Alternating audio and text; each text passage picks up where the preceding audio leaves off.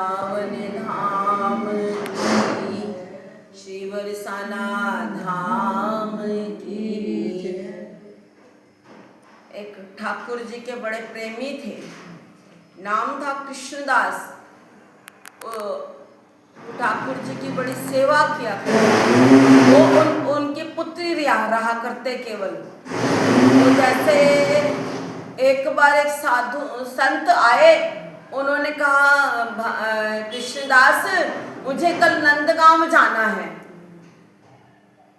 क्या तुम मुझे वहां नंदगांव में छोड़ दोगे? मुझे कल नंदगांव जाना है, मुझे वहां छोड़ाना, क्योंकि मेरा सामान भी है, तो मेरा सामान उठा लेना। और मैं क्योंकि बुजुर्ग हूं, मैं इतना चल नहीं पाऊंगा, तो मेरा सामान छोड़ाना।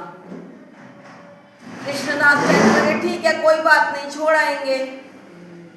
कहने लगे चलेंगे सुबह 4 बजे, क्योंकि 12-1 बजे तक मैं वापस भी आ जाऊँ, क्योंकि मेरी बेटी भी घर पर अकेली है। सुबह 4 बजे चलेंगे और ताकि 12-1 बजे तक मैं अपने घर भी पहुंच जाऊँ। कहने लगे ठीक है, कोई बात नहीं।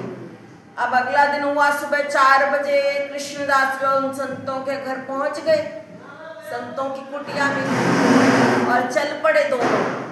वो बाबा जो है, साधु जो है, वो धीरे धीरे चल रहे हैं, क्योंकि चला नहीं जाता, बुजुर्ग शरीर है।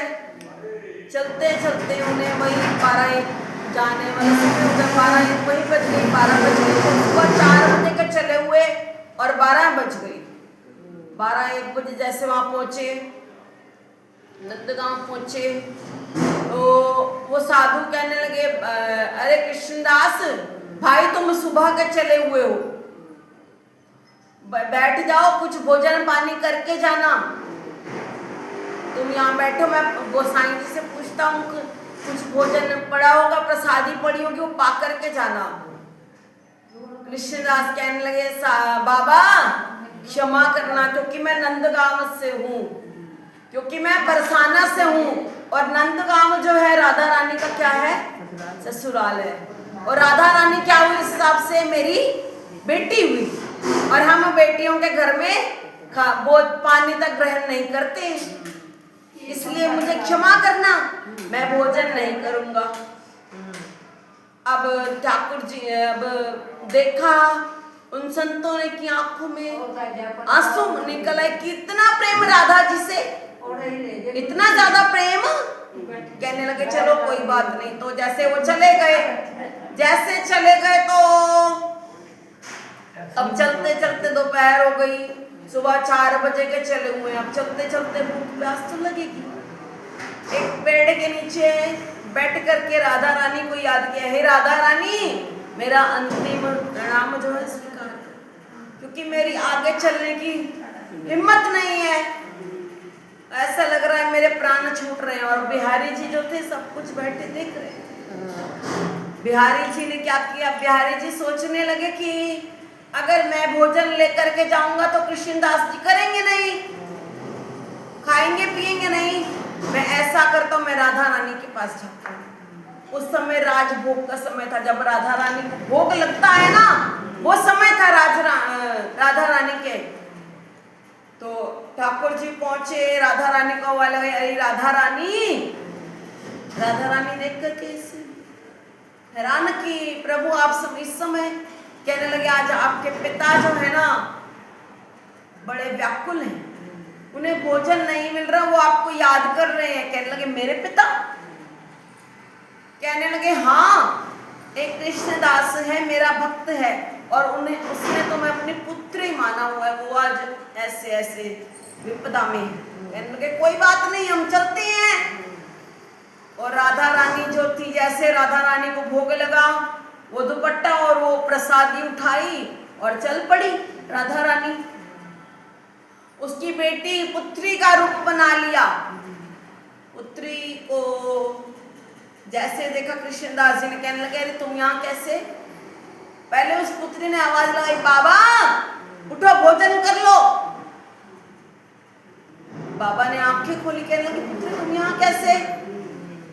बाबा तो पुत्री कहने लगी मैंने सोचा कि समय हो गया, भाई आप हो सकता है लेट हो गए होगे, थोड़ा देरी हो गई होगी, मैं इस समय इसमें इसीलिए आ गई। लो जल ग्रहण करो, प्रसादी ग्रहण करो।